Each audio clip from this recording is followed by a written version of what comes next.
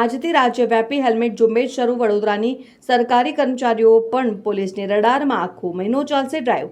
રાજ્યમાં માર્ગ અકસ્માતોની સંખ્યામાં ઘટાડો કરવા અને ટ્રાફિકના નિયમોનું ચુસ્ત પાલન કરાવવા માટે ગુજરાત પોલીસ સજ્જ થઈ છે. 1 મેથી 31 મે 2026 સુધી સમગ્ર રાજ્યમાં ખાસ હેલ્મેટ ડ્રાઈવ શરૂ કરવામાં આવી છે. આ ઝુંબેશ દરમિયાન માત્ર સામાન્ય જનતા જ નહીં પરંતુ નિયમ તોડનારા સરકારી અધિકારીઓ સામે પણ લાલા કરવામાં આવશે.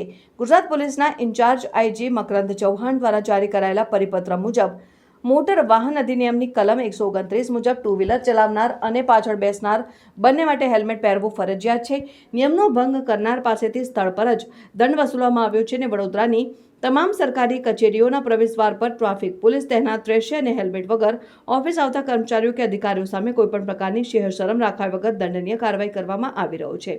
ત્યારે વડોદરા શહેર ટ્રાફિક પોલીસ દ્વારા પોલીસ ભવન અને નર્મદા ભવન ખાતે ચેકિંગ હાથ ધરવામાં આવ્યું હતું અને કેટલાક કર્મચારીઓ વગર હેલ્મેટ નજરે પડતા તેઓ સામે કાર્યવાહી હાથ ધરવામાં આવી હતી.